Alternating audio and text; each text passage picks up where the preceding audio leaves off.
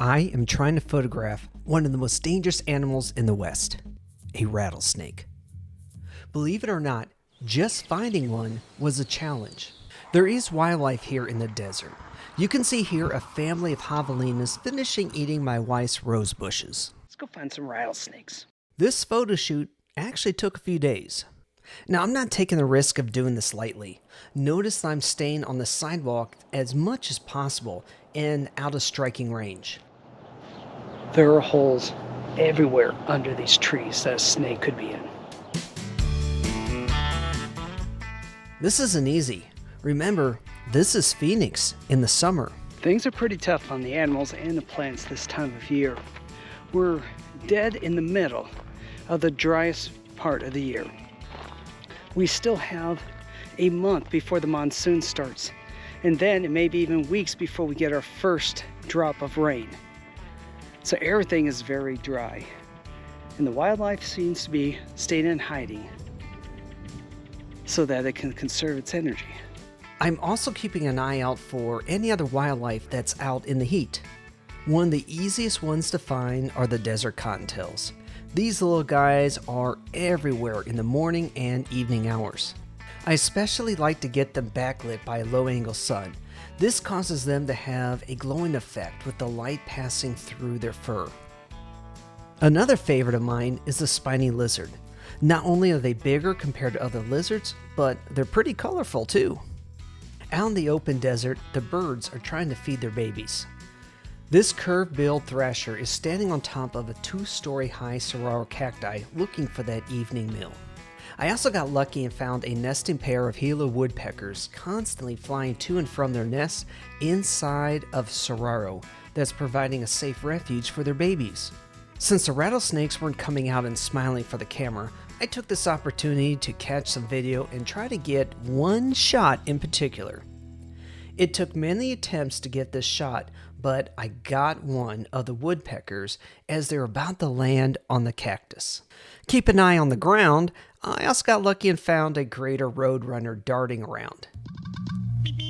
Really cool, but not my ultimate target. And then a western diamondback.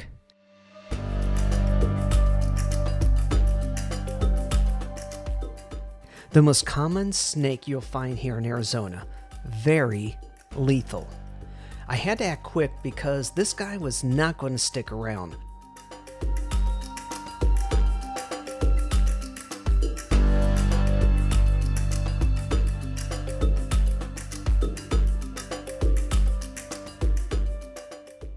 Unfortunately, I wasn't able to lock in my focus and I kept missing getting the eyes in focus.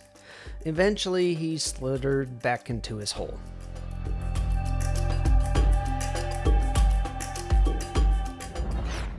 And then, I about got bit.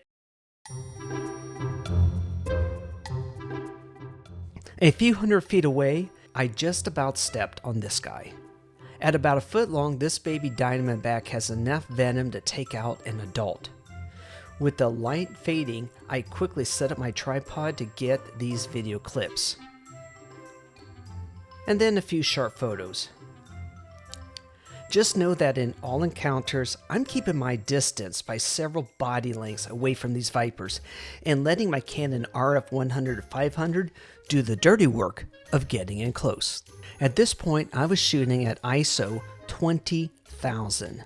Thanks to Lightroom's AID noise, I was still able to get sharp, detailed, noise-free photos. This next one was a rare, dangerous find.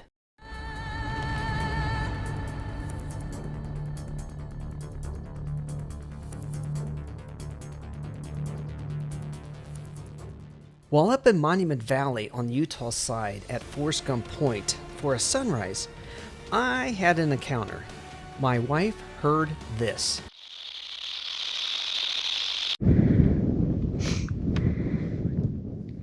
Can you see him?